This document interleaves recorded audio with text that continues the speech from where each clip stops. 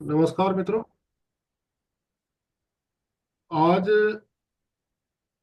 जिस विषय पर हम चर्चा कर रहे हैं उसमें मैं जिज्ञासु ज्यादा हूं। आप लोगों का पक्ष में ज्यादा जानना चाहूंगा क्योंकि इस मैटर को मैं समझना चाहता हूं। दर्शन आज का विषय है और दाएं बाएं जो भी कुछ उपलब्ध है पढ़ने के लिए मिला, मैं पढ़ता रहा हूं दर्शन के विषय में। लेकिन उस तरफ की मैं कोई बात नहीं करना चाहता। दर्शन कितने प्रकार का है, क्या है, भारत में इसके क्या दृष्टिकोण रहे हैं, साहित्यिक किताबों में क्या लिखा हुआ है, उस तरफ मेरी कोई बहुत ज्यादा उसको यहाँ पढ़ने की कोई मैं उचित नहीं मानता हूँ। मूलतः व्यवहारिक तौर पर दर्शन हमारे जीवन पर क्या प्रभाव डालता है, किस प्रकार डालता है, व्यवहार में इसका क्या प्रभाव है, और जो समाज व्यवस्था बन करके खड़ी होती है उसमें इसकी क्या भूमिका होती है। थोड़ा सा मैं उस तरफ अपनी बात भी कहने की कोशिश करूंगा और आप लोगों से भी जानने की कोशिश करूंगा। क्योंकि किताबों में जो लिखा हुआ है उसे तो हम पढ़ ही लेते हैं, और आजकल तो, पहले तो बहुत सारी किताबें लाद करके लेकर चलनी पड़ती थी, खरीदनी पड़ती थी। अब तो फोन में सब कुछ उपलब्ध है। दर्शन का जो व्यवहारिक पक्ष हमारे सामने आता है, बहुत पहले आचार्य पंकज जी से मेरी इस मामले पर चर्चा हुई थी एक बार। समझाया था कि विषय वस्तु का प्रत्यक्षीकरण दर्शन है, उसके करेक्टर को जान लेना, अपने विवेक से सामने वाले की जो धारणा है उसे समझ लेना, किस प्रकार ये समाज व्यवस्था के विरुद्ध नहीं जा पाएगा या कोई नुकसान की तरफ नहीं बढ़ पाएगा, उसे जान लेना।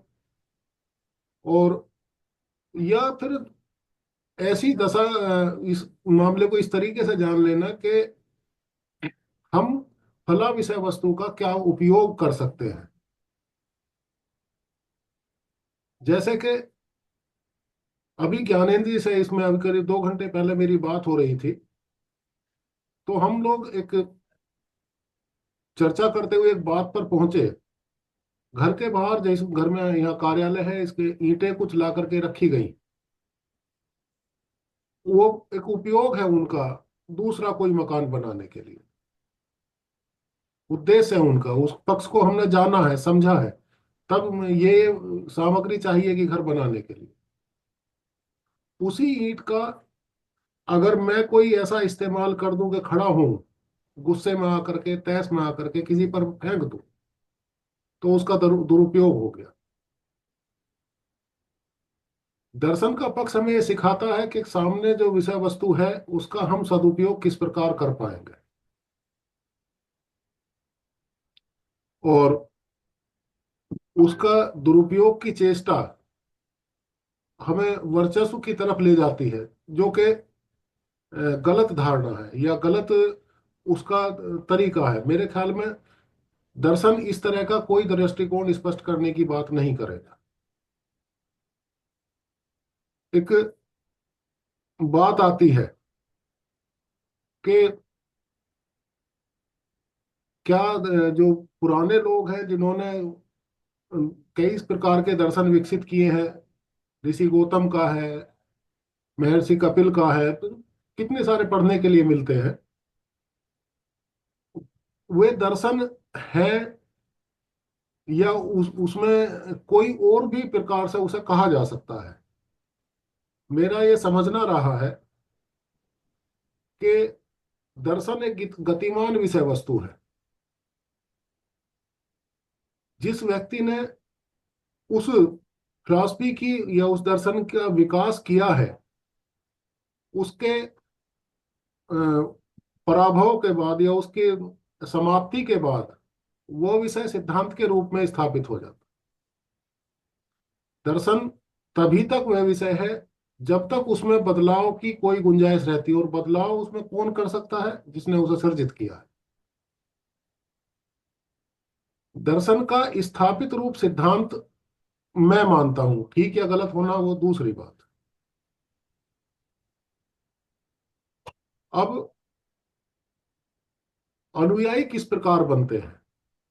अनुयायियों के बनने का यही एक तरीका दुनिया में सामने आता है। मोहम्मद ने अरब में कोई व्यवस्था कायम की 1500 साल पहले। देखा होगा कि जो मौजूदा व्यवस्था है इसमें मार काट है, बुराई है, कि सभी अपनी अपनी बात चला रहे हैं। तो कह दीजिए कि भाई मैं ईश्वर का अंतिम संदेश वाहक हूं और मेरी बात मानी जाए। उसके बहुत सारे विरोधी खड़े हुए, युद्ध हुए। मोहम्मद ने तत्कालिक परिस्थितियों के मुताबिक जो बात कही होगी, या मैं इस बात को मानता हूं कि जो भी व्यवस्थाएं तात्कालिक रूप से बनती हैं, उनको उस दशा के हिसाब से जब हम देखते हैं तो उनका काटना बड़ा मुश्किल हो जाता है। और वही व्यवस्थाएं कालांतर में इस प्रकार बन जाती हैं कि वे मानव सभ्यता के लिए खतरा भी बन सकती है। इस तरह के भी वो आचरण करती है। तो इस आधार पर मैं एक बात अपनी कह पाता हूं कि दर्शन तब तक दर्शन है जब तक उसका प्रणेता जीवित है। अगर वो चला गया दुनिया से, उसके बाद वो सिद्धांत बन गया। और सिद्धांत में कोई बदलाव नहीं किया जा सकता जो उस आदमी ने विकसित किया है। अगर वो सिद्धांत व्यवस्था के रूप में समाज के सामने कुछ गलत परिस्थितियां या गलत दशाएं विकसित कर रहा है, तो नए समाज की, यथार्थ के समाज की ये जिम्मेदारी बन जाती है कि वो उन सब बातों को एक प्रकार से संवर्धित करने के लिए या नए दृष्टिकोण लाने के लिए फिर अनुसंधान करे समाज के साथ। और अपनी इस प्रकार के दृष्टिकोण विकसित करे कि जिससे समाज की व्यवस्था तात्कालिक रूप से ठीक चले, आने वाले लोग फिर देखेंगे। इसलिए ही मैं तो ये मान पाता हूं कि कोई भी व्यवस्था चिरस्थायी नहीं हो सकती। व्यवस्थाओं में बदलाव का आना देश काल परिस्थिति की आवश्यकता होती है। अपने पूर्व के आदर्श का ये कोई अपमान नहीं होता है। क्योंकि निश्चित रूप से जो भी हमारे पूर्व के दार्शनिक रहे हैं, जिन्होंने हमें व्यवस्थाओं के तौर तरीके सिखाए हैं, बताए हैं, उन्होंने भी अपने पूर्व की व्यवस्थाओं में कोई ना कोई ऐसी बात देखी होगी कि उन्हें अपने समय में कोई नया दृष्टिकोण प्रस्तुत करने की आवश्यकता पड़ी। ये बिल्कुल भी मैं उन लोगों के अपमान का विषय नहीं मानता हूं कि हम किसी स्थापित धारणा को अगर आज नकारने की बात करते हैं तो ये उनके अपमान का कारण हो सकता है। मान लिया राम ने ही हमारे सामने कोई आदर्श प्रस्तुत किया, वो उनके काल की बात थी। वो वो आदर्श हमें ये तो सिखाता है कि हम इस तरफ जाएं कि अब के जब क्या निर्णय लिया जाए जो समाज के लिए उपयुक्त हो, जीवन पद्धति के लिए उपयुक्त हो, भविष्य के लिए उपयुक्त हो। लेकिन हमारा ठहर जाना बिल्कुल गलत होगा। मैं दर्शन की इस प्रकार की परिपाटी को तो नहीं कह सकता, परिपाटी तो एक अलग चीज हो जाती है। लेकिन हाँ, इस तरीके को मैं ठीक मानता हूं। ये जिक्र करना भी मैं जरूरी समझता हूं कि जो कुछ लिखा गया है दर्शन के बारे में वो सर्वथा अनुपयुक्त है। नहीं, मैं ऐसी कोई बात नहीं। सबसे पहला उपयोग तो मेरे लिए उसका यही है कि जिन तरीकों को उन लोगों ने आजमाया है, जिन्हें हम अपना पूर्वज कहते हैं या आदर्श कहते हैं, आज अगर उनके तौर तरीके उपयुक्त नहीं रह गए हैं तो कम से कम हमें उन तरीकों पर अपना समय खराब करने की कोई जरूरत नहीं। अब हम नई बात सोचेंगे। द, दर्शन के व्यवस्था के मामले पर जो दृष्टिकोण है वो मेरा कुछ ऐसा है जो मैंने आप लोगों के सामने बात रखी। और तो बहुत सारी बातें हैं। बहुत बड़ा साहित्यिक ढांचा है समाज के सामने, भारत में भी है, दुनिया भर के देशों में है। अनेक विद्वान हुए हैं, अपने अपने समय पर अपनी बात कहते रहे हैं। दार्शनिक बहुत सारे हुए हैं। मेरी एक ये पुस्तक है, मौलिक व्यवस्था का विचार। इसमें भी मैंने राम, वो नहीं, मोहम्मद, ईसा और कृष्ण, इन तीनों को दार्शनिक मान करके एक तुलना की है। उसमें ये बात मैंने लिखी है कि मोहम्मद साहब ने जिस प्रकार से कहा उस समय कि मैं ईश्वर का अंतिम संदेश वाहक हूं, तो हो सकता है उस दशा के मुताबिक ये बात ठीक रही हो, लेकिन ये नहीं माना जा सकता है कि वो स्थायी हो। वही बात आज के समाज के लिए समस्या बन गई है, क्योंकि इस्लाम एक बंद व्यवस्था है। वो अच्छी बुरी हो सकती है, किन्हीं घटनाओं में अच्छी हो सकती है, कितनी घटनाओं में बुरी हो सकती है, वो दूसरी बात है। लेकिन मेरा समझना ये है कि मोहम्मद साहब के एक इस कथन ने इस्लाम को बंद व्यवस्था का एक रूप बना दिया, क्योंकि अंतिम कैसे हो सकता है व्यवस्था के दर्शन के मामले पर कोई भी कथन। ईसा के मामले में ये बात मानी जाती है कि वो ईश्वर के एकमात्र पुत्र है।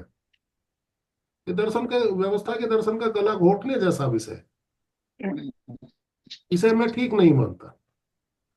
इससे ज्यादा उपयुक्त मैं कृष्ण के इस दृष्टिकोण को मानता हूं कि परिस्थिति अनुसार व्यवस्था जब होती है तो उसको ठीक करने के लिए मैं आता हूँ। हालांकि मैं सब, हो सकता है कि दूसरे मतांतर को मानने वाले लोग उसे उपयुक्त ना माने, लेकिन वो यथार्थ के मुताबिक कुछ कहने की चेष्टा करते हैं। ये विषय कुछ उलझा हुआ है, मेरे ख्याल में कल वाले से भी ज्यादा। मेरे तरफ से आप लोग इसे स्पष्ट करेंगे, बहुत बेहतर होगा, समझने में और ज्यादा स्थिति सामने आएगी। मैंने पहले ही कहा है कि मैं आज आप लोगों के सामने जिज्ञासु ज्यादा हूं, और जो दृष्टिकोण स्थापित हैं दर्शन के मामले पर, जो लिखा गया है, उसकी चर्चा अगर हम लोगों में से करनी भी है तो बाद में कर सकते हैं, या फिर किसी दिन ये विषय रखा जा सकता है। दर्शन के व्यवहारिक रूप को आज अगर ज्यादा स्पष्ट करने की कोशिश की जाएगी तो मैं समझता हूं कि ये ज्यादा सार्थक प्रक्रिया रहेगी। धन्यवाद। आप मैं अपनी बात यहाँ रोकता हूँ, और जैसे जैसे जरूरत पड़ी कही जाएगी। मुनि जी भी बैठे हुए हैं, तमाम साथी हैं। आप लोग अपनी बात कहने अब शुरू करिएगा। प्रणाम बाबा। हाँ बताइए। सभी साथियों को नमस्कार। अच्छा विषय रखा है, और आपकी मैं आवाज दर्शन का धीरे आ रही है। हाँ बाबा, मैं उस पर लगाए हूँ, रामायण में हूँ तो इसलिए वो लगी हुई है लीड। अच्छा। हाँ हाँ, वो चूंकि वहां से आवाज थोड़ी सी माइक की चल रही है तो उसकी लीड लगानी। अब आई क्या? हाँ, आ रही है, बोलिए। चलिए। हाँ जी। तो मैं 2-3 मिनट में बात रखूंगा, ठीक से आप समझ पाएंगे उसको, सबको दर्शन क्या है और जो दूसरी चीजें हैं हमारे सामने, जैसे व्यवस्था के लिए हमने कहा, तो उसके लिए दर्शन की सिद्धि के लिए एक संस्कृत में सूक्ति दी है छोटी सी, कि दर्शन है क्या। तो कहते हैं दृश्यते इति दर्शनम, अर्थात जो दृष्टि दे, इति मतलब दृष्टि दे, दृश्यते इति दर्शनम, जो दृष्टि दे देखने के लिए। सम्यक ज्ञान, सम्यक का मतलब है कोई एक विषय नहीं, जैसे राज व्यवस्था नहीं, सामने वाली स्थिति परिस्थिति नहीं, शरीर नहीं, आत्मा नहीं, प्रकृति नहीं, सारी सम्यक ज्ञान, चीजों को पदार्थों को सही तरीके से समझना, महसूस करना, उसको मानना। अब जैसे सब अपने भाषा पे आते हैं तो संस्कृत शब्द जो है वो दृष्ट धातु से बनी है, और इसमें ना प्रत्यय लगा हुआ है। तो दृश्य का भी मतलब होता है दृष्टि, और इसमें दृश्य में एक शब्द और जोड़ देंगे, कोण, दृष्टिकोण, यानी तर्क को समझने का विज्ञान। दर्शन की उत्पत्ति, जैसे दर्शन जो हम अभी जो थोड़ा सा आपने उधर को ले गए थे, योग दर्शन है और ये, तो उसके थोड़े से उसमें मैं जा रहा हूं, तो ये मैंने शाब्दिक अर्थ किया। दर्शनों की उत्पत्ति वेदों से मानी जाती है, क्योंकि ध्वनि शब्द जो है वो ब्रह्मांड से लिया गया है। और इसका अर्थ होता है कंपन, जो ध्वनि अक्षर भाषा की सबसे छोटी इकाई है, श्रवण इंद्रिय द्वारा अनुभव की जाने वाली अनुभूति। और संस्कृत में कहा गया है विचारो उत्तेजक। मैं जो दर्शन के बारे में अंत में आऊंगा 2-3 मिनट के, तो दर्शन का पूरा एक खुला आप अध्याय आपके कहिए सामने आ ना, जो जाएगा। कहना है 5 मिनट तक कहिए आप अपनी बात। जी जी। तो विचारो उत्तेजक यानी किसी विशेष वस्तु को जानने की, देखने की अभिलाषा, विचारो उत्तेजक। अर्थ ध्वनि कहा गया है इसको, जिसमें 3 शब्द आते हैं, संबंध, ध्येय और प्रयोजन। मतलब हम दर्शन का जब विचार हमारे अंदर आ रहा है तो हमारा संबंध किससे स्थापित हो रहा है, कौन से विचारों से। और ध्येय हमारा क्या है, मतलब ध्येय नहीं, ध्येय क्या रख रहे हैं, प्रकृति है, व्यवस्था है, शरीर है, या आत्मा परमात्मा है, और उसके द्वारा प्रयोजन यानी कार्य सिद्धि। अब इन तीनों शब्दों को समझने के लिए हम जो है थोड़ा सा और इसमें, जैसे इंद्रियों से, विवेक से, आत्मा से। ध्येय क्या है, प्रकृति, आत्मा, परमात्मा, शरीर केवल या भोग केवल।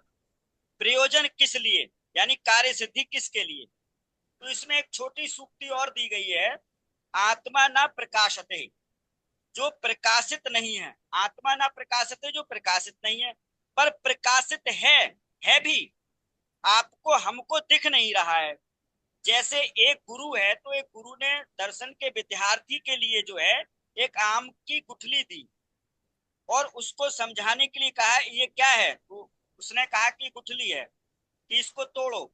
जब उसने तोड़ा, विद्यार्थी ने तो पूछा गुरु ने कि ये क्या है, तो उसने कहा ये मींग है। तो उन्होंने कहा उसको तोड़ो, तो उसने तोड़ा। फिर उसने पूछा कि अब क्या है इसमें, तो जो शिष्य था वो चुप हो गया।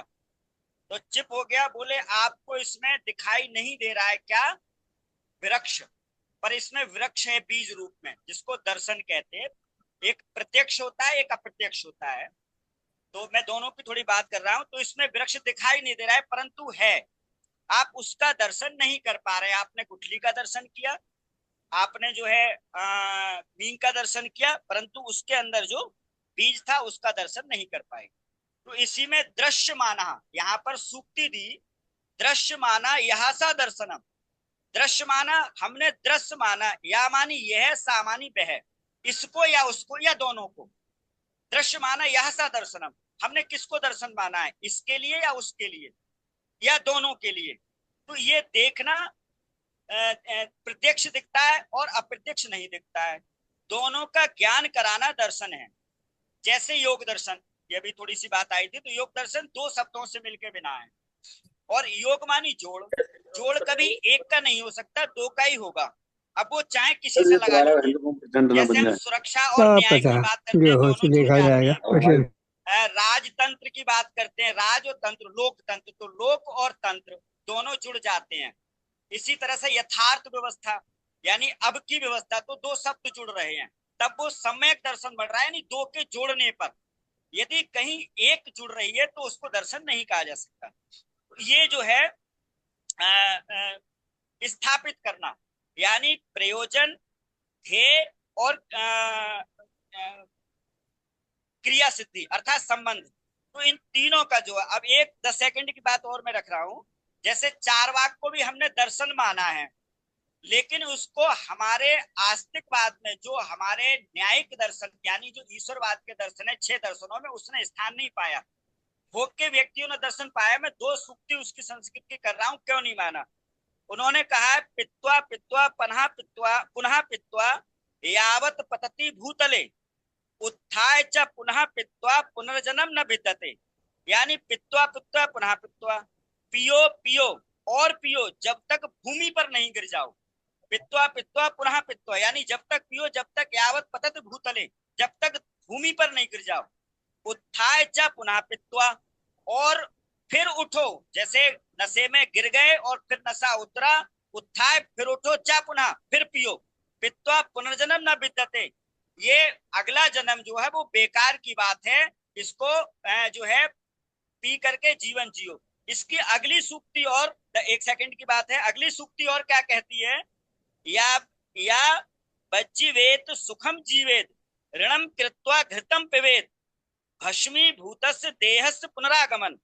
यानी यह जीवन जो है वो सुखपूर्वक जियो, और सुखपूर्वक जीने के लिए आपको ऋणम कृत्वा ऋण भी लेना पड़े तो उसमें संकोच मत करो, और कृतम घृतम पिबेत घी पियो। भूमि भूतस्य, ये जो शरीर है, देहस्य पुनरागमन, ये शरीर है, भूतस्य जल करके भस्मी यानी भस्म हो जाएगा, पुनरागमन आगे का जीवन नहीं है। अब यहाँ बस एक बात है, इसको दर्शन हम इसलिए नहीं कह सकते, यदि ये चीज आ जाए ऋणम कृत्वा ऋण लो और घी पियो, तो क्या समाज व्यवस्था चलेगी? वो कह रहे हैं दो ही मत, तो व्यवस्था तो नहीं चल पाएगी। जब व्यवस्था नहीं चल पाएगी तो ये दर्शन भले ईश्वर की बात को निराकार कर दीजिए, इसमें सामाजिकता भी नहीं है, क्योंकि वो कह रहा है ऋणम कृत्वा ऋण लो और घी पियो, मौज लो, मतलब जो है कोई दूसरा जन्म नहीं है, दूसरे जन्म को छोड़ दो। तो यहाँ पर जो सामाजिक व्यवस्था है वो भी चरमरा जाएगी, और जो राज्य व्यवस्था की क्रियाकलाप है तंत्र की, वो भी बिगड़ जाएगी। यानी समाज का कोई ढांचा मानवीय स्तर से कोई तैयार हो ही नहीं पाएगा यदि इसको मान लिया जाए। तो मैंने ये थोड़ी सी बात रखी है, दर्शन किसको कहते हैं, दृष्टिकोण। जी धन्यवाद। धन्यवाद सुनील जी। ये साहित्यिक दृष्टिकोण था। अगली बार आपसे पूछेंगे कि आपका दृष्टिकोण दर्शन के मामले पर क्या है। कोई अगले साथी बताए। जी बिल्कुल ठीक। वीरेंद्र जी, मैं कहूँगा दर्शन बहुत अधिक जटिल विषय नहीं है। ठीक है। दर्शन का सीधा सीधा अर्थ है देखना ही होता है। हाँ जो बिल्कुल। भी दृश्यमान है, जो हम देख रहे हैं, हम्म, कहा जाता है दृश्यते ही अनेन इति दर्शनम, अर्थात जो दृश्यमान है आंखों से दिख रहा है, कानों से सुनाई दे रहा है। तो जो भी कुछ भी दृश्यमान है वही जो है हमारी इंद्रियों से जो ग्रहण हो रहा है, आंखों से कानों से। बस इसमें एक नियम लग जाता है दर्शन के संबंध में, और वह नियम कहता है कि आंखों से देखा और कानों से सुना, किंतु उसके पश्चात भी बुद्धिपूर्वक, विचार पूर्वक, तर्क पूर्वक उसको चिंतन करना, मंथन करना, कहीं ऐसा तो नहीं है जो दिख रहा है वो असत्य है। हाँ, जैसे जादूगर है, जादूगर दिखाता कुछ है, दिखने में सब कुछ लगता है, लेकिन वास्तव में वह होता नहीं है। आप रेत में हैं तो रेत में आपको बहुत दूर दिखाई देगा पानी है, लेकिन जब आप नजदीक जाते हैं तो वहां पर दिखता है कि वास्तव में वो पानी नहीं है। अर्थात वहां जो है भ्रमित हो जाता है। अर्थात कई बार ऐसा है, आंखों से देखा और कानों से सुना, उसके पश्चात भी व्यक्ति भ्रमित होता है। तो उस भ्रम को जो है समाप्त करने के लिए, जो हम छठी इंद्रिय कहते हैं, सिक्स सेंस कहते हैं, पांच इंद्रियां तो मनुष्य में भी हैं और पशुओं में भी हैं, प्रत्यक्ष रूप से हैं, लेकिन जो हम छठी इंद्रिय कहते हैं, जो हमें बोध कराती है सत्य सत्य का, नित्य नित्य का, जो तर्क वितर्क का हमको जो क्षमता देती है, वो हमारा सिक्स सेंस है। अर्थात वो बताता है कि जो हम देख रहे हैं वास्तव में वो ठीक है भी कि नहीं है। तो उसके लिए हमारे यहाँ कुछ जो है जैसे हम साहित्य को पढ़ते हैं तो उसमें दिया हुआ है कि आर्सन धर्मोपदेशम च वेद शास्त्र विरोधिना। फिर आगे कहता है यस तर्केणानुसंधते सधर्म वेद नेत्र। तो वहां पर जो है यस तर्केणानु शब्द आता है। ये दो शब्द यहाँ महत्वपूर्ण हो जाते हैं, एक तर्केणानु है, एक संदते है। तर्केणानु का अर्थ होता है तर्क से, अर्थात जिसे तर्क से, बुद्धि से, विचार से जाना जाए, और दूसरा शब्द होता है संदते, अर्थात अनुसंधान से, अर्थात जो रिसर्च करते हैं, वैज्ञानिक साइंस जो रिसर्च कर रहा है, जो हमने आंखों से हमको दिख नहीं रहा है, अणु है, परमाणु है, या और भी जो सूक्ष्म तत्व हैं, वह हमारे दर्शन में नहीं है प्रत्यक्ष रूप से, लेकिन उसको विज्ञान के माध्यम से, तर्क के माध्यम से, किसी भी विशिष्ट विधि के माध्यम से जाना जाए, वह जो है वो दर्शन हो गया। दर्शन वास्तव में मूलतः जो विषय है वह विज्ञान का ही है। हम लोग पढ़ते हैं कि जब आदि गुरु शंकराचार्य जब गए मंडन मिश्र से शास्त्रार्थ करने के लिए, तो उनके सामने सबसे बड़ी चुनौती आई कि उनको जो है आध्यात्मिक ज्ञान तो पूरा था, लेकिन दर्शनों की विशिष्ट ज्ञान नहीं था। और जब चर्चा होती है तो चर्चा तार्किक होती है, वैज्ञानिक होती है। आपका आध्यात्मिक दृष्टिकोण कितना ऊंचा है यह महत्वपूर्ण नहीं रह जाता है। तब जो है वो कुमारिल भट्ट के पास जाते दोबारा हैं, लगा के जो उस चलो। समय दर्शनों के विद्वान थे, और वहां से वो दर्शन सीखते हैं, अब जब फिर तक जाकर पता के नहीं। जो है वो फिर शास्त्रार्थ करते हैं। दर्शन तर्क का विषय है, विचार प्रधान होता है, बुद्धि प्रधान है, उसमें कोई भावनाओं का या फिर अध्यात्म का विशेष महत्व नहीं रह जाता है। जब ऋषियों के संदर्भ में जब हम बात करते हैं तो ऋषियों के दृष्टिकोण में जो है दर्शन वह थोड़ा सा और सूक्ष्म हो जाता है। जैसे अभी हमने विज्ञान के दृष्टिकोण में बात की, अणु और परमाणुओं तक या जहां तक उनकी दृष्टि जा रही है वो उनके लिए उतना ही दर्शन है। लेकिन जब ऋषियों की बात करते हैं तो हम ये मानते हैं कि प्राचीन व्यवस्था में ऋषियों ने समाधि लगाई और समाधि की स्थिति में बहुत कुछ ऐसा दर्शन किया, या मूल प्रकृति को जाना, या सृष्टि के विज्ञान को जाना, या शरीर के विज्ञान को जाना। तो उस विज्ञान को जानने के बाद भी उसको भी उन्होंने दर्शन कहा। हमारे यहाँ दर्शन जो 6 तरह के दर्शन आ जाते हैं, मीमांसा, सांख्य, योग, न्याय, वैशेषिक और वेदांत। इसमें से हम देखते हैं कि महर्षि पतंजलि ने एक दर्शन दिया है, योग दर्शन।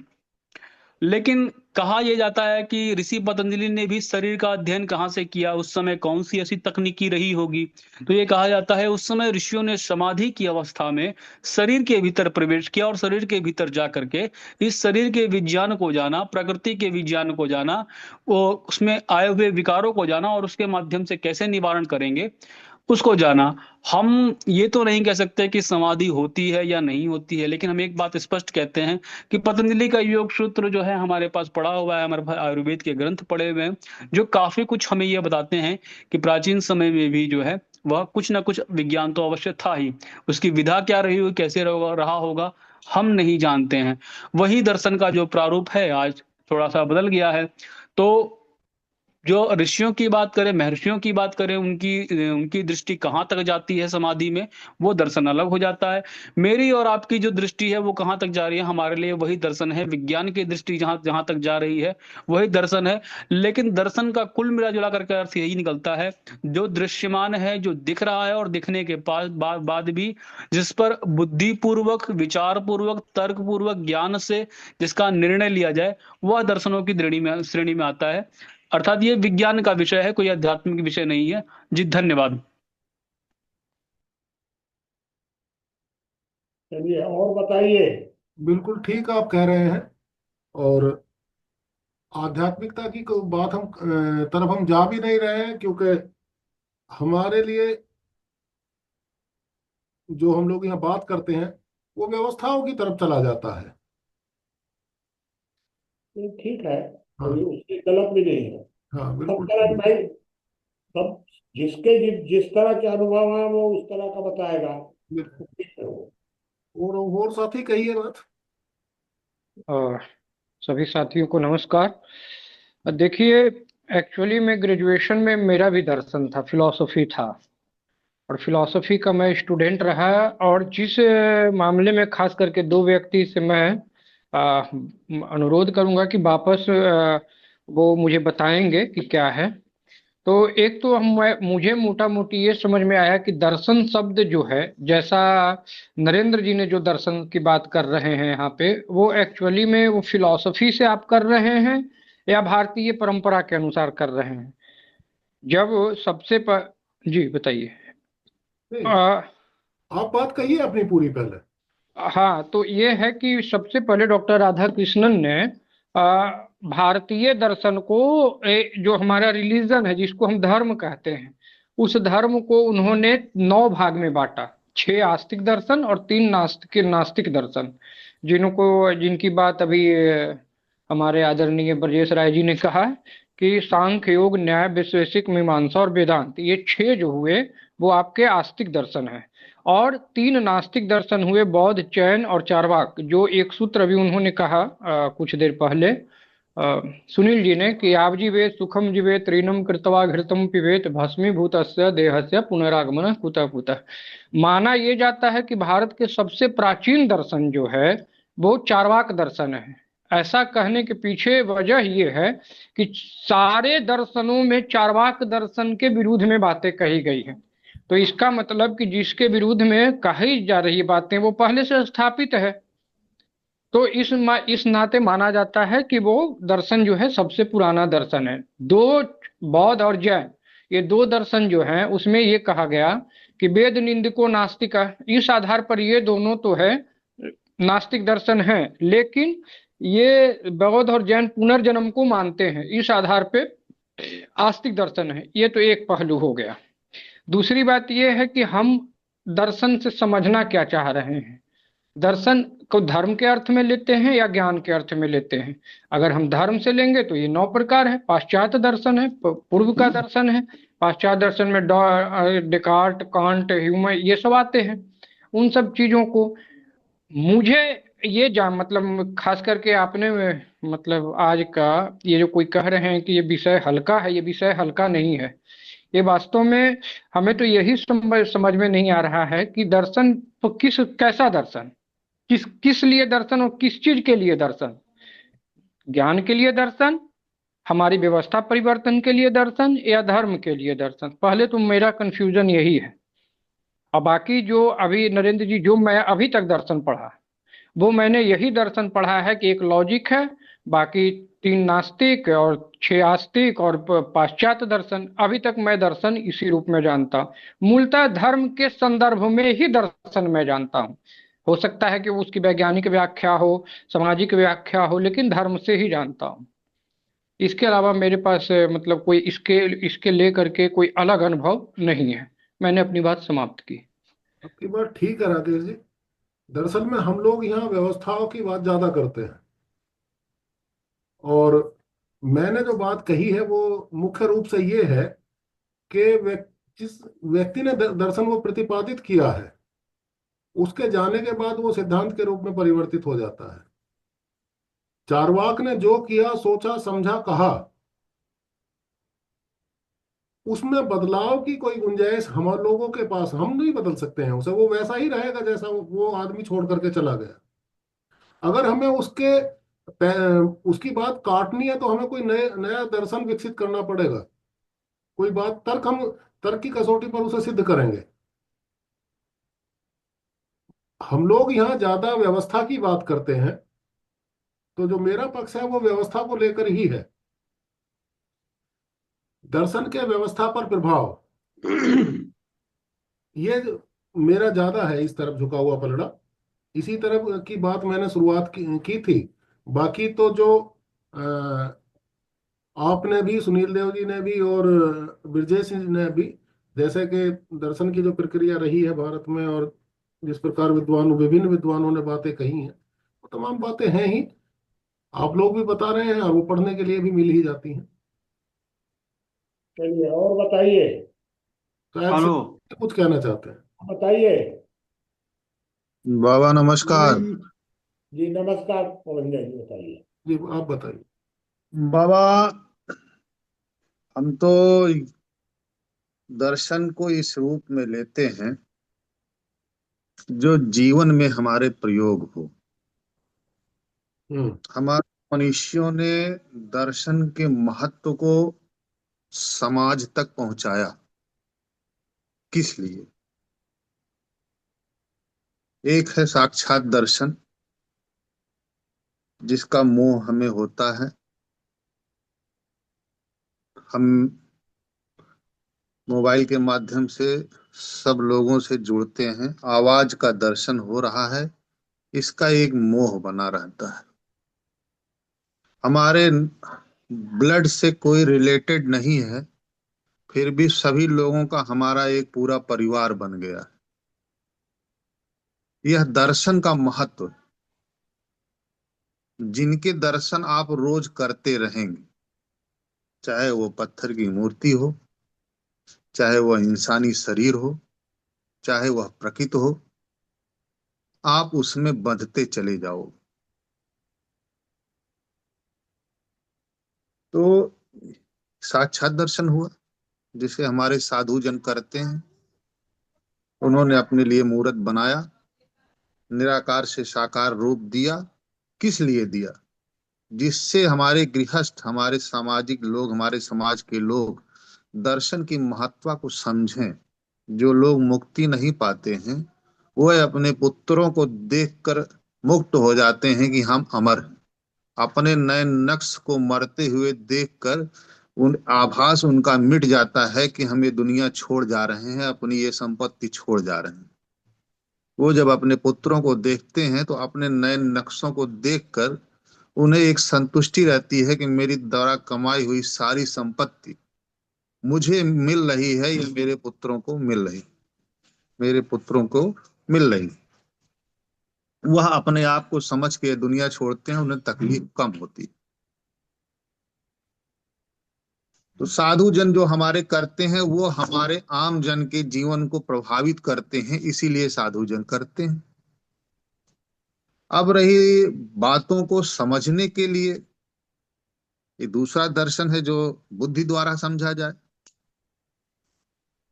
तो जैसा कि हम अरविंद केजरीवाल के जीत को देखें, हमने इसको देखा आंखों द्वारा, हम इसको सुने, हमने यह सुना कि इतने इतने मतों से ये विजयी हुए। अब हम इस पे विचार मंथन करें। ये हो गई त्रिवेणी। जब यह त्रिवेणी हो जाएगी, जब हम संगम में डूब जाएंगे, तब जो हम अर्थ निकालेंगे उसका, वह दार्शनिक अर्थ होगा।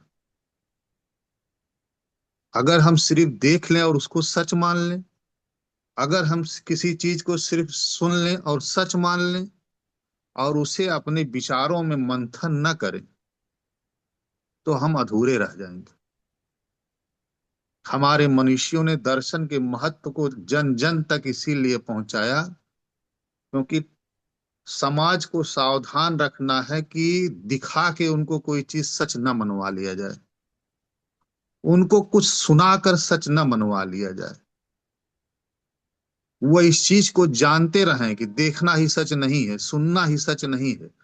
जब तक हम उसे अपने मन मस्तिष्क में विचार मंथन नहीं करेंगे, देखे और सुने को, तब तक हम उसको सच नहीं मानेंगे।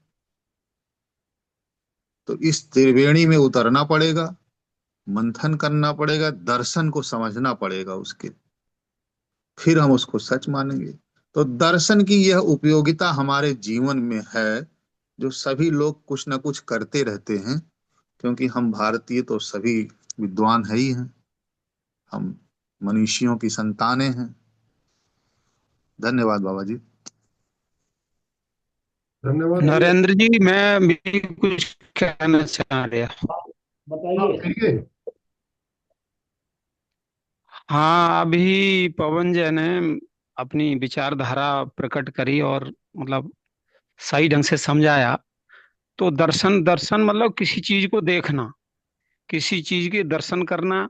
जैसे कुछ लोग पहाड़ पर्वतों पर, मंदिरों पर तीर्थ यात्रा करते हैं, उसको भी दर्शन कहते हैं, हम्म। लेकिन वो ठीक नहीं है। हम्म। हमारे जो ऋषि मुनियों ने रिसर्च करके सत्यता को प्रकट करा, धर्म शास्त्रों को लिखा, दर्शन शास्त्र लिखे, मतलब उन्होंने, हमारे भारत के ऋषि मुनियों ने आत्मज्ञान प्राप्त करके अपने अंदर की जो, मतलब हमारे अंदर क्या है, ईश्वर और अंतरात्मा, इस तरह से उन्होंने ज्ञान की प्राप्ति करके, और जो मतलब हमारे धर्म शास्त्रों को उन्होंने जो ज्ञान दिया, और जो मतलब ऋषियों ने अपने अंदर अंतरात्मा को देखा, मतलब आंतरिक आंतरिक अंतरात्मा को देखना, यहाँ वो दर्शन बताया गया है। दर्शन तो बहुत चीजों में आता है, किसी चीज को देखना, मंदिर में जाना, मूर्ति को देखना, उसे भी दर्शन कहते हैं। कि हमने शंकर जी के दर्शन किए, हमने कृष्ण भगवान के दर्शन किए, हमने राम जी के दर्शन किए, हमने सीता जी के दर्शन किए मंदिर में जाकर, लेकिन वो बात ठीक नहीं है। यहाँ सत्यता यह है कि जो हमारा विषय है वो दर्शन का है, आत्मदर्शन। हमारे ऋषि मुनियों ने जो धर्म ग्रंथों की रचना करी, मतलब आत्म कल्याण के लिए, समाज के लिए, या मनुष्य जीवन के हित के लिए, तो जो मतलब धर्म ग्रंथ लिखा, दर्शन, उसमें हमें जो दर्शन शास्त्र भी है उसको हम पढ़ते हैं, ज्ञान प्राप्त करते हैं। तो ये हमारी भारत के ऋषि मुनियों की धरोहर है। उन्होंने जो हमें मतलब ज्ञान प्राप्ति के बाद हमें जो दिया, चाहे वो मतलब ये यज्ञ के माध्यम से, परोपकार के माध्यम से, या मतलब लेखन, जो मतलब ग्रंथों के माध्यम से जिसको हम ज्ञान प्राप्त करते हैं धर्म शास्त्रों को पढ़ने से, तो दर्शन वह वस्तु है जिसको मतलब हमारे ऋषि मुनियों ने अपने अंतःकरण में उसको देखा, परम सत्ता जो हमारे अंदर आत्मा है, हमारे भारत के ऋषि मुनियों ने सर्च करके ज्ञान प्राप्त करा, आत्मज्ञान प्राप्त करा, परमात्मा क्या है, ईश्वर क्या है, आत्मा क्या है, तो उसका वर्णन, जो सत्यता को प्रकट किया, जो हमारे धर्म शास्त्र हैं, वो दर्शन के रूप में देखे जाते हैं। तो उनको हम दर्शन कहते हैं। और दर्शन शास्त्र भी है भारत के, जिनको पढ़ने से हमें ज्ञान प्राप्त होता है। तो हम जो मतलब हमारे जो मनीषी हैं, विचारक हैं, जिन्होंने विचार अपनी अंतःकरण पवित्र करके विचार रखे भारत में, और मतलब विचार मंथन किया कि आखिरकार सत्यता क्या है, तो सत्यता को प्रकट करके जो ग्रंथ लिखे, वह हमारे एक दर्शन के रूप में भारत में हैं, जिनको हम पढ़ते हैं, ज्ञान प्राप्त करते हैं।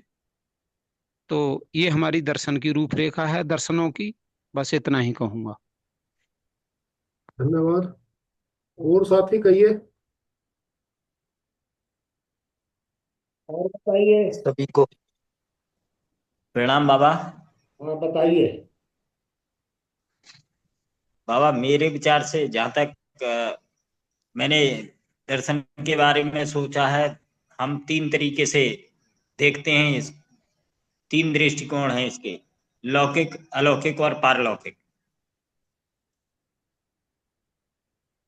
तीनों में हमारे जो मनीषी हुए, उन्होंने बहुत रिसर्च की, सोचा, विचार किया, मंथन किया, और तीनों में सामंजस्य कैसे हो, वही पूरे का पूरा दर्शन है। मानवीय प्रकृति क्या है, फिर प्रकृति से उसका संबंध क्या है, और प्रकृति के बाहर उसका क्या संबंध है। क्योंकि हमारा मानवीय जीवन वो अकेला केवल पृथ्वी से ही संबंधित नहीं है। जितनी भी भूमंडल में पिंड हैं, जितने भी यहाँ रिसोर्सेज हैं, वो तो मानव के जीवन के लिए हैं ही, अति आवश्यक हैं। पर इसके बाहर भी कुछ चीजें ऐसी हैं जिनके बिना, जैसे सूर्य की धूप के बिना व्यक्ति नहीं रह सकता है, उसका जीवन नहीं है। प्रकृति में हवा के बिना रह नहीं सकता है, देखते नहीं है। इन सारी चीजों में मानवीय सहयोगिता और परस्पर सभी का अस्तित्व बना रहे हैं, एक दूसरे के पूरक होकर के किस प्रकार से अपने जीवन, यही हमारे मनीषियों दर्शन दिया, अपना दृष्टिकोण दिया।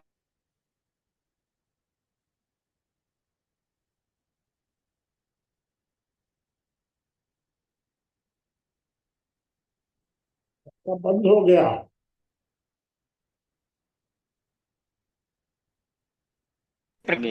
हाँ माता प्रसाद जी, आपकी आवाज कट गई बीच में। जी जी, यहाँ थोड़े से नेटवर्क की कमी रहती है जहां पर मैं हूँ। अच्छा अच्छा, ठीक है। ठीक है। चलिए और बताइए कोई। साथी बताइए, माता प्रसाद जी बाद में बता देंगे, उनका नेटवर्क जब जुड़ जाएगा तब वो बता देंगे।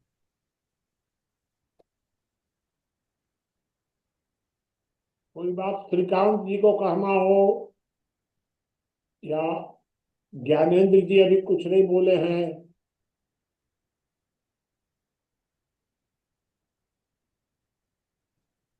श्रीकांत जी कुछ कह रहे थे बीच में, फिर पवन जय जी बोल पड़े। अब अगर कहना हो तो बताओ। हाँ मैं बोल रहा हूँ। बोलिए। देखिए आप लोग तो विद्वान जी सब बोलते रहे, बहुत अच्छा बोले आप लोग। फिलोसफी को वो हाइट दे दे करके बोले कि मतलब बहुत मजबूत चीज है ये वो। उसको फिलोसफी का फिलोसफी पर बोले आप लोग। लेकिन मैं फिलोसफी का एक सरलीकरण कर रहा हूँ जो हम्म। ये आवाज आती है। बंद हो गई। आपकी भी आवाज तो कट रही है श्रीकांत जी। मेरी भी कट रही है। हाँ अब ठीक आ रही है, दोबारा से अपनी बात कह दीजिए। तो मैं इसका सरलीकरण कर रहा हूँ फिलोसफी का। हम्म। तो देखिए फिलोसफी क्या है। फिलोसफी का सरलीकरण उदाहरण दे देता हूँ आप ही लोगों को। बाहर से उदाहरण लाने पर ठीक से नहीं होगा। तो जिसे आप लोग फिलोसफी के पहले की एक प्रक्रिया है लॉजिक, जिसके बारे में बतला रहे थे, लॉजिक होता है। उसके इंटर में पढ़िएगा तो लॉजिक पढ़ना पड़ेगा। बीए में जाने पर फिलोसफी वही हो जाता है। तो लॉजिक आप लोग करते रहते हैं, ये मंथन को ही लॉजिक कहते हैं। और जो मुनि जी किसी किसी बात पर उनके पास अपने निष्कर्ष आए, तो ये इसको सोशियो फिलोसफी कहेंगे आप। मानना नहीं मानना, सहमत होना नहीं सहमत होना, ये सब दूसरी बात है। लेकिन ये सोशियो फिलोसोफर हो जाएंगे। मतलब निष्कर्ष तक किसी बात को तार्किक अवस्था से आगे निकलकर निष्कर्ष तक ले जाने की प्रक्रिया को फिलोसफी कहते हैं। एक सरलीकरण हुआ। दूसरा सरलीकरण इसका ये है कि फिलोसफी एक तरफ से आता है, एक तरफ से जाता है। जिस तरह बोरिंग का पानी नीचे से निकालता है और फिर नाले से खेत की ओर ले जाता है किसान। माइक बंद करिए। तो जो आता है उसको आगम कहते हैं, जो निकलता है उसको निगम कहते हैं। आप लोगों को जान करके ताज्जुब होगा कि फिलोसफी, हिस्ट्री और साइकोलॉजी, तीन विषयों पर वर्ल्ड लेवल के कॉन्फ्रेंस होते हैं। और दुनिया भर के बहुत बड़े बड़े विद्वान लोग आते हैं। मैं भी एक बार फिलोसफी कॉन्फ्रेंस में, इंटरनेशनल फिलोसफी कॉन्फ्रेंस में हिस्सा लिया हूँ। मतलब घूमने गया हूँ रिपोर्टिंग करने के लिए।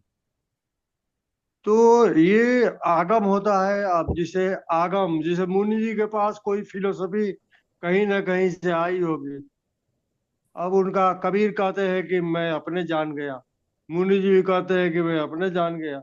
बहुत सारे लोग कहते हैं कि अपने जान गया मैं जो जंगल की हमारी सभ्यता है, जो जंगल में जंगल, जो हमारा दर्शन है सब, वो जंगल में उनको कौन बताने जा रहा था? वो तो अपने जाने होंगे ना।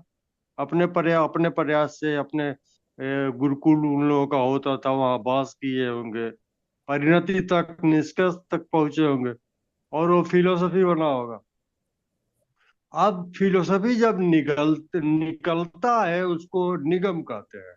नाला कहिए निगम को, चाहे नहर कहिए, चाहे नदी समंदर जो कहिए।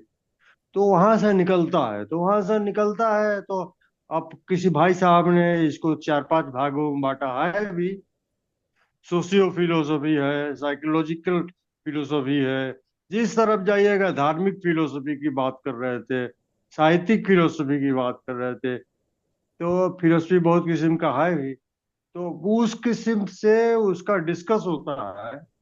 और इसको बांधे भी लोग, चरवाक के और सांख्य, और फिर इनको बुद्ध, जैन, ये सब लोग जो जो नहीं, ईश्वर को नहीं मानने वाले लोग, ईश्वर को नहीं मानते हैं, फिर भी हमारा पूर्व का कल्चर, पूरा पूर्व इस का दर्शन है, देखिए उस फिर भी उनका उतना ही सम्मान है जितना ईश्वर के मानने वालों का है। तो ये फिलोसफी का कुछ सरलीकरण हुए। इस तरह से फिलोसफी को हमको लगता है आसानी से समझा जा सकता है। चलिए, और बताइए। और बताइए कोई। सबसे ज्यादा व्यवहारिक पक्ष श्रीकांत जी ने रखा है आज इस विषय का अभी तक। और बताइए। और कोई कुछ?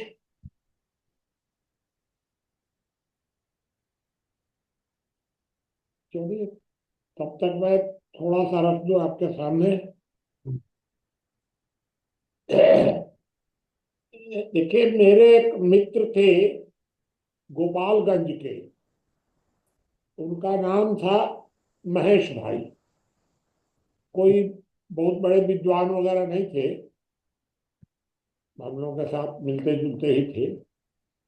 उन्होंने हमको एक परिभाषा बताई थी। हमको लगा कि ये परिभाषा तो बहुत ठीक है। उन्होंने ये बताया था कि दर्शन का प्रदर्शन यह धर्म है और प्रदर्शन का दर्शन ये राजनीति है। इस तरह उन्होंने धर्म और राजनीति को अलग अलग किया था। वो उस समय के, अगर आप पढ़िएगा ज्ञान तत्व तो करीब करीब 20 साल पहले का, तो वो लेख आपको मिल जाएगा।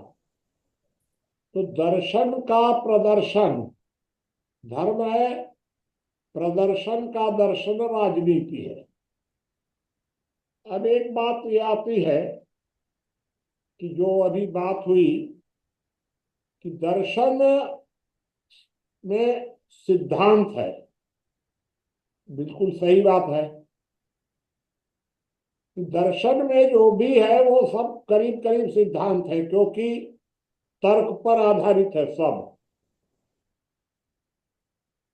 लेकिन दर्शन जो है वो धर्म नहीं है। सिद्धांत और व्यवहार इन दोनों को मिलाकर जो नीति बनती है, मेरे समझ में वो धर्म है। मतलब धर्म इतना कठिन नहीं है कि उसमें सिर्फ दर्शन हो,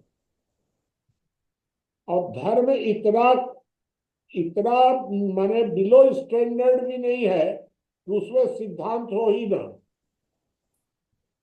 तो सिद्धांत और व्यवहार को मिलाकर जो नीति बनाते हैं, उस नीति को हम धर्म कह सकते हैं, चाहे उसकी और कोई भी जो भी परिभाषा हो। तो धर्म जो है वो सिद्धांतों का व्यवहारिक सरलीकरण है, और दर्शन जो है वो तर्क पर है बहुत ज्यादा। ये अपने जो जैसे रामायण वगैरह हैं, इनकी गिनती दर्शन में नहीं है। ये सब हमारे धर्म ग्रंथ है। ये एक दूसरी बात हमको लगी। फिर एक बात ये आती है कि दर्शन,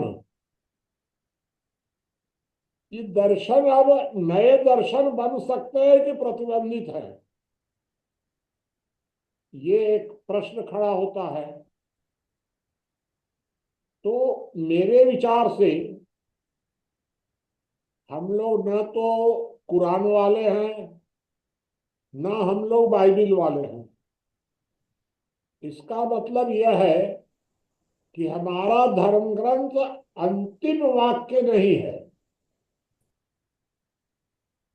तो नई परिस्थितियों में नए अनुसार भी यदि कोई तर्कपूर्ण बातें आती हैं तो एक दर्शन सामने आ सकता है।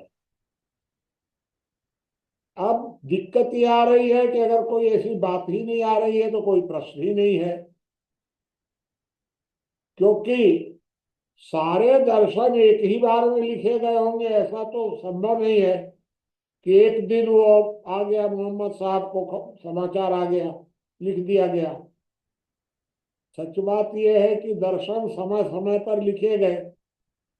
तो समय समय पर लिखे गए तो बंद कब से हो गया लिखना? जब से रिसर्च बंद हुआ। यह एक प्रश्न और मेरे खड़ा होता है इसमें। फिर एक चौथी बात आई कि समाधि है या नहीं, ऐसा शायद ब्रजेश जी का था कि समाधि के बारे में। तो भाई देखिए, मेरा तो अपना मानना है, अपना, कि समाधि का महत्व है। समाधि यथार्थ है, कल्पना नहीं है। जैसे आपको मैं बताऊं अपना अनुभव कि बचपन में मैंने करीब करीब साल 1.5 साल तक इस लाइन पर कदम बढ़ाया था। ध्यान भाई, ध्यान का ही अंतिम वो है समाधि। ध्यान, धारणा, ध्यान, समाधि इस तरह है। तो मैंने करीब करीब साल भर तक प्रयास किया था, इस लाइन में तेजी से कदम बढ़ाया था, और उसका हमको जीवन भर लाभ मिला। ये अलग बात है कि मैं साल भर के बाद छोड़ दिया, क्योंकि मैं नेतागिरी करने लग गया तो सारा वो सब सब गड़बड़ हो गया जो भी हुआ। लेकिन भाई ध्यान वगैरह का कुछ महत्व तो है, और इतना आसान भी नहीं है, कुछ कठिन भी है, लेकिन उसका प्रभाव है। मैं आपको ये अपना अनुभव आपको ये बताऊं कि किसी भी गंभीर विषय पर, अगर कोई बहुत ज्यादा गंभीर मामला है, उस गंभीर विषय पर मैं रात को नींद में ही निष्कर्ष निकाल पाता हूं ज्यादा। अब नींद में क्यों निष्कर्ष कैसे निकल जाता है? क्योंकि नींद में तो किसी एक ही विषय पर नींद में सोचते रहते हैं, तो वो कंटिन्यू हो जाता है। मैं आपको ये और बताऊं कि मैं दिल्ली रहा 5 साल, सोचना ही बंद हो गया एकदम, क्योंकि वहां कंसंट्रेशन नहीं था दिल्ली में मेरे पास। जब लौट के आया तो थोड़ा थोड़ा फिर से शुरुआत हुई, क्योंकि आपको किसी विषय पर सोचने के लिए कम से कम 2 घंटा तो 2.5 घंटा 2 घंटा 3 घंटे तो आपको बिल्कुल आराम से रहना पड़ेगा, तब आप कहीं कंसंट्रेट कर पाएंगे। और यहाँ तो आधे घंटे में फोन आ जाएगा, 1 घंटे में किसी का फोन आ जाएगा और कोई बात हो जाएगी, बस। ये एक व्यावहारिक बात मैंने आपको बताई। अब कुछ राकेश जी ने बताया कि दर्शन जो है वो ज्ञान का पार्ट है कि धर्म का। मेरे हिसाब से जो भी दर्शन है ये ज्ञान का हिस्सा है। जो धर्म है वो तो मैंने पहले भी आपको बताया कि धर्म जो है उसमें दर्शन के सिद्धांत और वर्तमान परिस्थितियों का व्यवहार, और इन दोनों को जब जोड़ देते हैं तब जोड़ने के बाद धर्म तैयार हो जाता है। ये दर्शन में आप उसको धर्म का हिस्सा मान भी सकते हैं और नहीं भी मान सकते हैं, ये आपके ऊपर निर्भर करेगा। क्योंकि धर्म में माने है तो दर्शन भी है, सिद्धांत है उसके अंदर। अगर सिद्धांत विहीन अगर धर्म होगा तो धर्म होगा ही नहीं फिर तो। और व्यावहारिकता भी उसमें जरूरी है। ये मैंने अपनी बात आपको बता दी। अब दर्शन धर्म ग्रंथ है या समाज का भाग है, क्योंकि अब ये चारवाक की बात भी आई थी।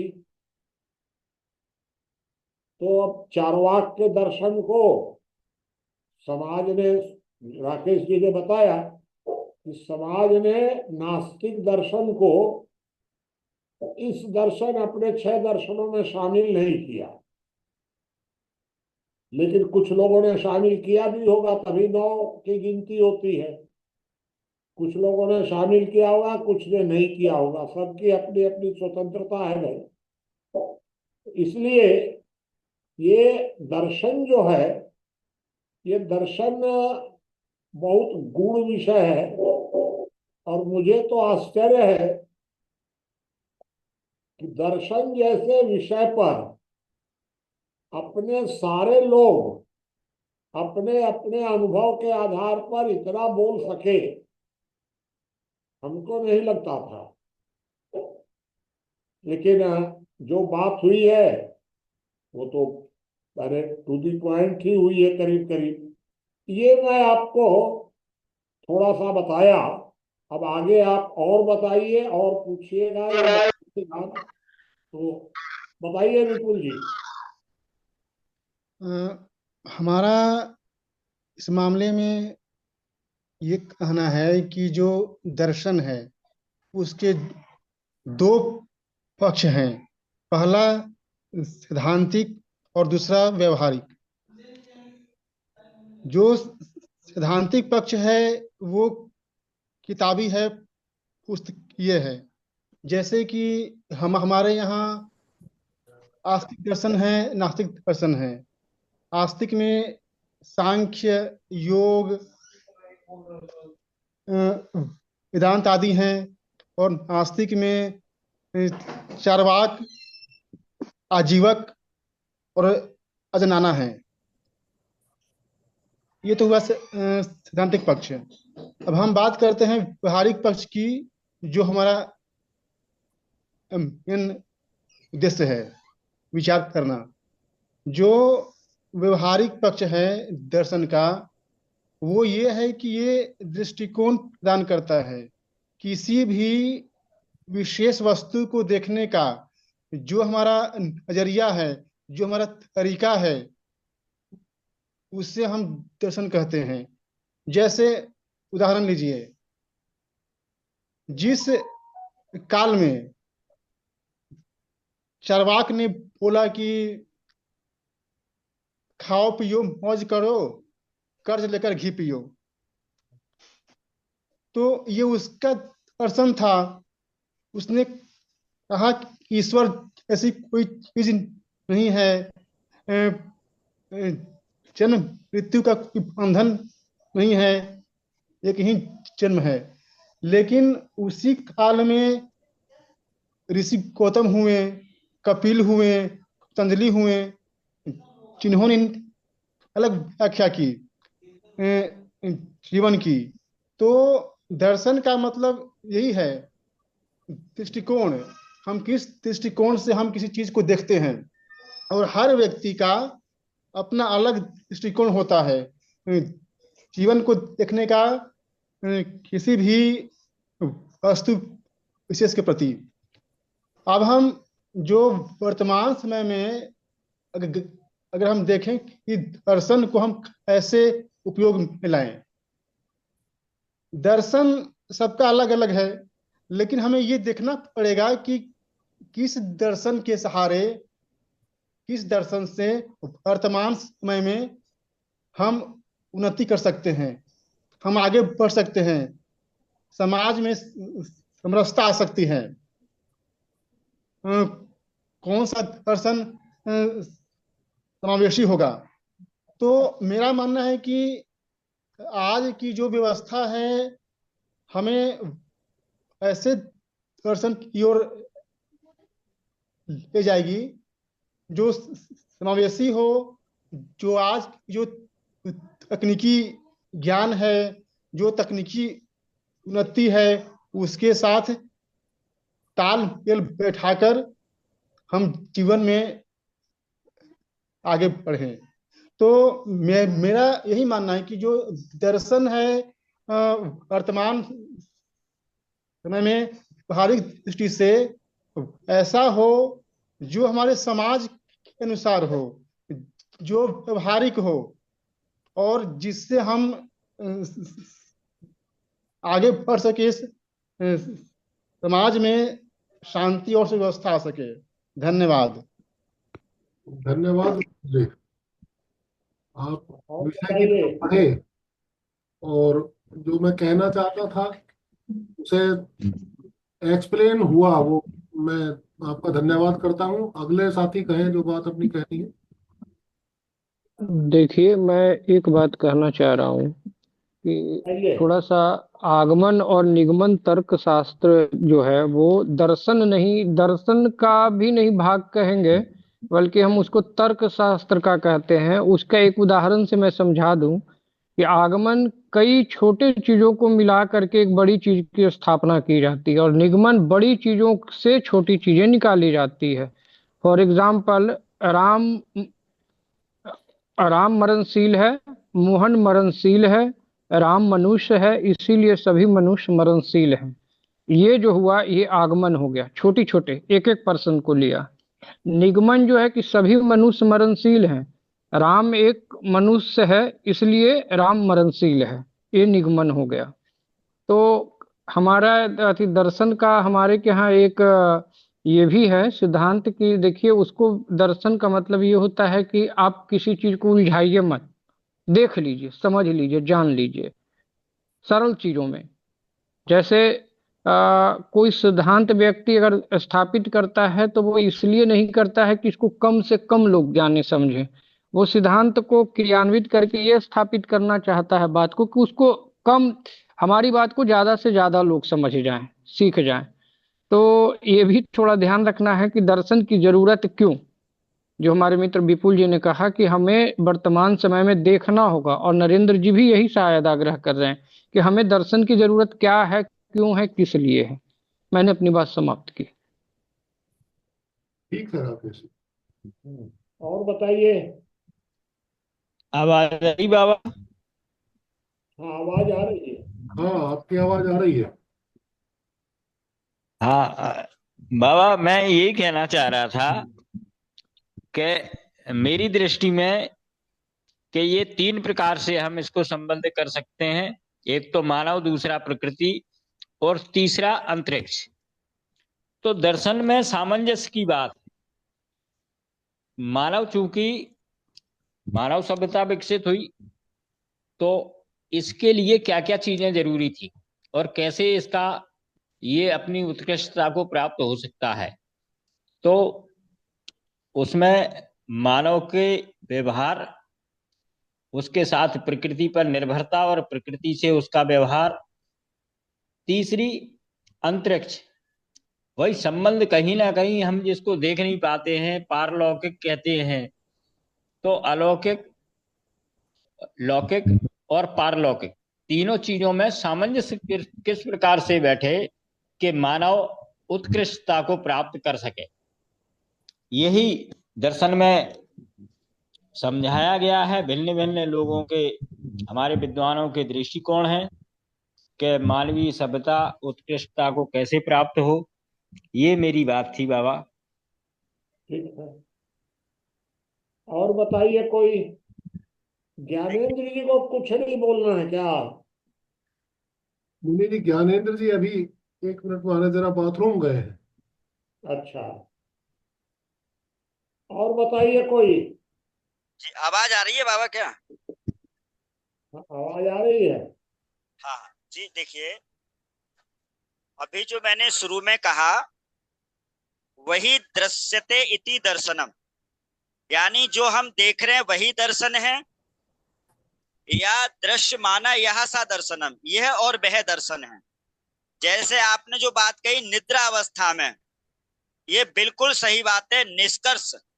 तो इसको बहुत अच्छा मतलब दर्शन से हमें मिलता क्या है, तो कहा गया है तदोदयते विवेकः। जब हम विचारोक्त यानी विचार करेंगे तो विवेक जागृत होगा। तदोदयते विवेकः यानी विचार विवेक की तरफ जाएगा, विवेका उदयते, उससे ज्ञान निष्कर्ष हमें प्राप्त होगा। यदि हम जैसे नरेंद्र जी कह रहे हैं कि हम व्यवस्था के प्रति कुछ दर्शन बनाना चाहते हैं, दर्शन स्वरूप देना चाहते हैं, तो उसकी एक छोटी सी परिभाषा बनानी पड़ेगी। अब मैं जैसे कह रहा हूं दृश्यते इति दर्शनम, इसमें एक शब्द जोड़ दीजिए, दृश्यते इति व्यवस्था दर्शनम। हमारा जो दृष्टिकोण है, जैसे मैंने कहा दर्शन का अर्थ होता है दृष्टिकोण, तर्क को समझने का विज्ञान। 2 शब्द इसमें आते हैं, विचार। तो इसमें हम जोड़ दें दृश्यते इति, जो हम देख रहे हैं व्यवस्था ये देखिए, आपका जो है ना बहुत माने गंभीर है मामला, थोड़ा सा शॉर्ट में। अब बस हो गया बाबा। हाँ, बहुत गंभीर है आपका। हाँ, तो इसका ऐसे दृश्यते इति दर्शनम व्यवस्था, यानी आप एक काम करिए सुनील जी, बस आप संस्कृत के श्लोक ना बोल के आप बताइए ना सब बात। हाँ, मैं वही तो कह रहा हूँ, जैसे हम दृश्यते इति दर्शनम, मैं ही कह रहा हूँ हम जो देख रहे हैं वो दर्शन है, दृष्टिकोण। तो दृष्टिकोण के आधार पर हम व्यवस्था का आकलन करना चाहते हैं, दर्शन को व्यवस्था जोड़ना चाहते हैं। तो उसमें हम जो परिभाषा है वो एक शब्द दे सकते हैं उसमें, दृश्यते इति व्यवस्था दर्शनम। हम व्यवस्था का दृष्टिकोण दर्शन के आधार पर आंकना चाहते हैं, ये व्यवस्था लिख दें और चर्चा बहुत अच्छी बन जाएगी उस पर। ठीक है। और बताइए। अरे है ज्ञानेंद्र जी, आप अपनी बात कहिए मुनि जी। अगर अगर नरेंद्र जी को भी कुछ और कहना हो तो बताइएगा। ये चर्चा अच्छी चल रही है मुनि जी, नहीं, फिर भी आप आइए। चलिए और बताइए कोई। ज्ञानेंद्र जी आ रहे हैं मुनि जी। अच्छा। कुछ विशेष नहीं था बाबा। वास्तव में सभी एक बात पे आकर टिक जाती है, दर्शन का जो अभी तक स्वरूप लोगों ने समझा है, अ, वही आसपास घूम के सब अपनी बात कर रहे हैं, और ठीक भी है। और व्यक्ति कहाँ से क्या लाएगा। मुझे जो समझ में आता है बाबा, आ, ठीक है, देखा हुआ या फिर देख लेना ही भली प्रकार देखा हुआ ही दर्शन कहा जाता है। मैंने इसको और सोचने की कोशिश की, क्या देख लेना ही पर्याप्त है, या देख लेने को ही दर्शन क्यों कहा गया।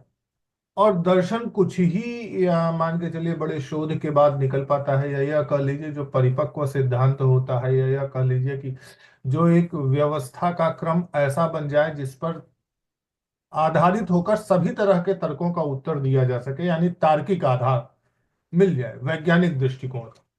तो उसको हम दर्शन कह पाते हैं। ऐसा विकसित हो पाना बड़ा मुश्किल होता है, और बड़ी तपस्या के उपरांत बन पाता है।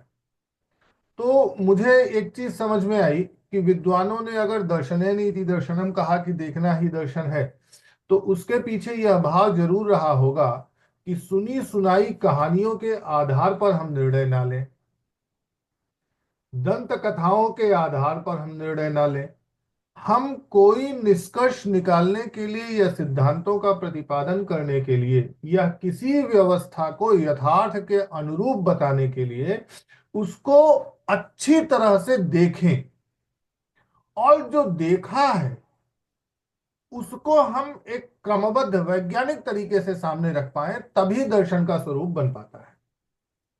मुझे लगता है ये बड़ा कठिन दुस्साध्य कार्य है कि एक दर्शन को डेवलप कर पाना। ये कई 100 सालों में या कई 1000 सालों में कोई एकाध विरला और बहुत बुद्धिजीवी व्यक्ति ही कर पाता है, जो कि हर प्रकार से तार्किक आधार पर और वैज्ञानिक आधार पर कोई एक निष्कर्ष दे सके, कोई एक व्यवस्था दे सके। मेरे ख्याल से यही सब कुछ सभी लोगों ने कही है। बस यही इतना कहना था बाबा। धन्यवाद ज्ञानेंद्र जी। और कोई साथी कोई बात कहेगा? और बताइए कोई किसी को। बाबा सभी लोगों ने अपने अपने दर्शन को व्यक्त किया है। हाँ बताइए। बता दिया बाबा, मैंने सभी लोगों ने अपने अपने दर्शन को व्यक्त किया आज। अपने अपने ठीक है। दृष्टिकोण व्यक्त किए, ठीक बात। तो जो ज्ञानेंद्र जी ने कहा वो ठीक है।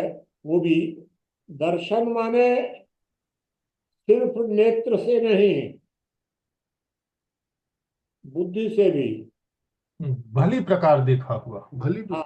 उसका बिल्कुल प्रत्यक्षीकरण का मतलब इतना ही नहीं है कि उसे देख लिया एक नजर में। दर्शन जो है वो तर्क माने बुद्धि। बुद्धि जो है वो तर्क से आगे चलती है। तो एक हो गया बुद्धि से दर्शन, एक हो गया प्रत्यक्ष दर्शन, एक हो गया अनुभव, और कुछ हो गया अनुमान। और ये सबको मिला करके आप दर्शन कह सकते हैं। जो निष्कर्ष निकला, उस निष्कर्ष में तो सारी चीजें जुड़ी रहती है। क्योंकि कोई साथी ने कहा था कि भाई उस समय जब ऋषि लोग जंगलों में तपस्या करते थे तो उनके पास किस प्रकार के साधन उपलब्ध थे। तो भाई अब ये देखिए, ये सब तो पूरा क्लियर नहीं है। हो सकता है उस समय कोई विज्ञान बहुत बड़ा रहा हो, न रहा हो, ये हमको कोई जानकारी नहीं है। चलिए आगे बताइए कोई।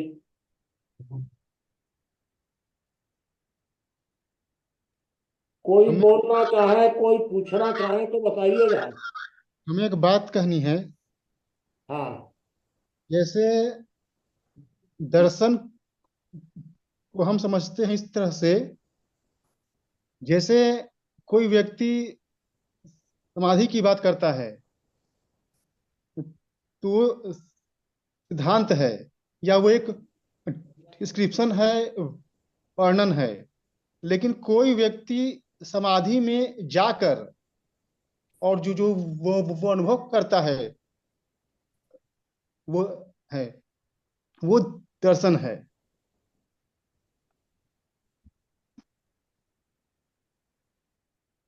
बाबा एक प्रश्न है। बाबा एक प्रश्न है। हाँ हाँ करिए। जिज्ञासा ये है बाबा के दर्शन किस लिए? दर्शन किस लिए? जी देखिए, दर्शन अगर प्रत्यक्ष आप देखने वाला दर्शन की का प्रश्न है तो वो तो आप समझ ही रहे हैं।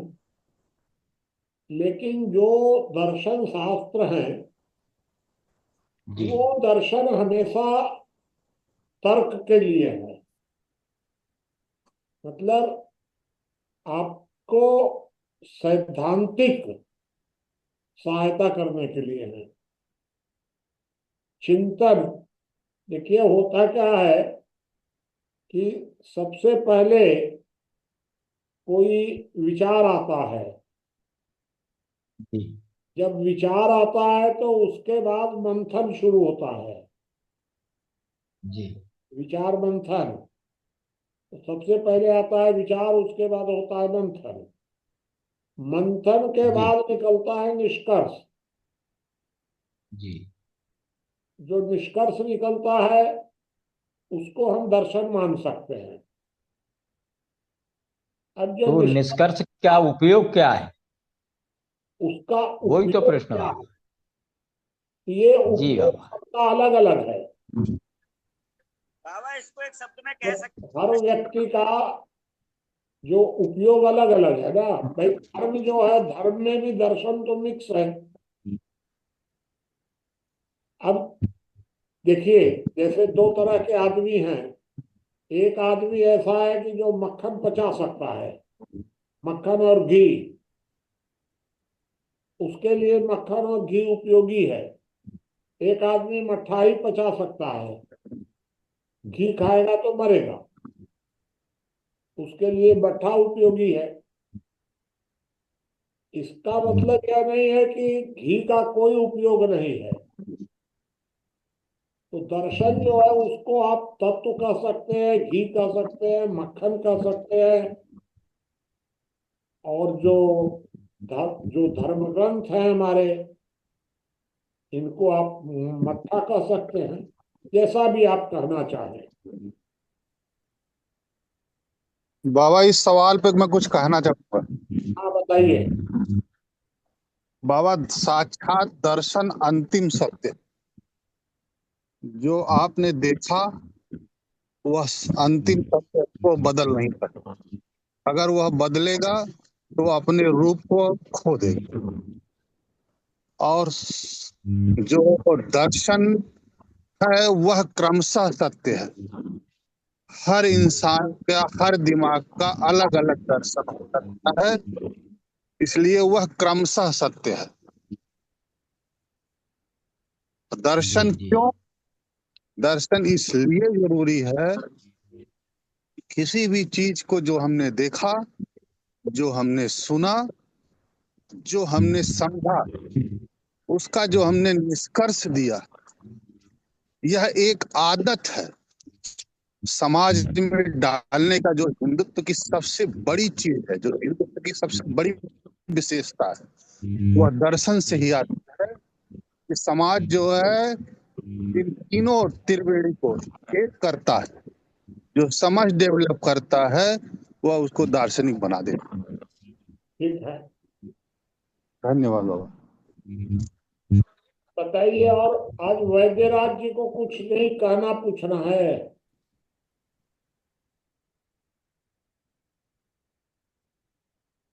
ट्रेन में हूँ बाबा जी मैं।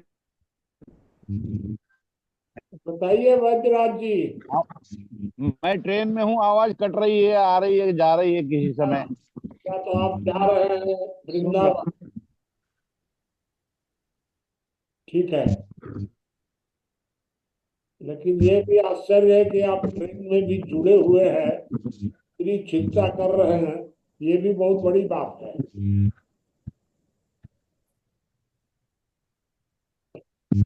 अब बताइए, किसी को कोई बात कहनी पूछनी हो तो नहीं तो सुनील करें। सुनील देव कहना चाह रहे हैं क्या? हाँ, मैं बाबा माता प्रसाद जी जो कह रहे थे तो उसको कहना चाह रहा था कि दर्शन हमें केवल दृष्टिकोण देता है। जैसे आपकी मार्गदर्शक सूत्र संहिता पुस्तक है, दृष्टिकोण दे रही है, तो फिर उस पर समझ जो है वो हमारी विकसित बात को होगी। तो दर्शन का काम है केवल दृष्टिकोण देना, उसके बाद में तर्क विज्ञान ये शब्द और मतलब पहले दृष्टिकोण देना होता है। तो दर्शन का इतना ही, इसे पूछे कि दर्शन का महत्व क्या? दर्शन का महत्व है दृष्टिकोण देना। ठीक है, आपका विचार है। ये आचार्य जी मैंने कुछ अलग निष्कर्ष निकाला था, मैं बताऊंगा आपको, इसलिए मैंने ये प्रश्न पूछा। बताइए। मेरा निष्कर्ष बाबा मैंने ये निकाला था कि जो दर्शन है वो हमें श्रेष्ठता को प्राप्त करना, हम श्रेष्ठता को कैसे प्राप्त कर सकते हैं, ये दृष्टिकोण देना दर्शन का मुख्य उद्देश्य है। ठीक तो है, तो इसमें तो कोई गलत नहीं है। जी जी बाबा। ठीक है। हाँ, अब ज्ञानेंद्र जी, बाबा जी बाबा। अब तो बताइए, समाप्त करें कि किसी को और कोई बात? किसी भाई को और कुछ कहना है तो कह सकते हैं, किसी से प्रश्न इत्यादि करना हो तो। चर्चा बहुत अच्छी हुई है, सभी ने बहुत अच्छा पार्टिसिपेशन किया है। ये वीडियो यूट्यूब पर पड़ेगा तो मेरे ख्याल से सबसे ज्यादा वांछित वीडियो में से एक होगा।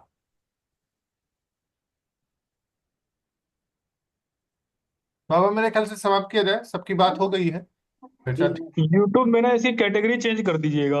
हाँ, मैं इस बार मैंने कहा था लड़के से, वो किड्स में डाल देता है तो गलत करता है, उसको हटा देंगे इस बार। जी भाई साहब, धन्यवाद, जुड़ने के लिए बहुत बहुत आभार। फिर अब सोमवार को नए विषय के साथ जुड़ेंगे।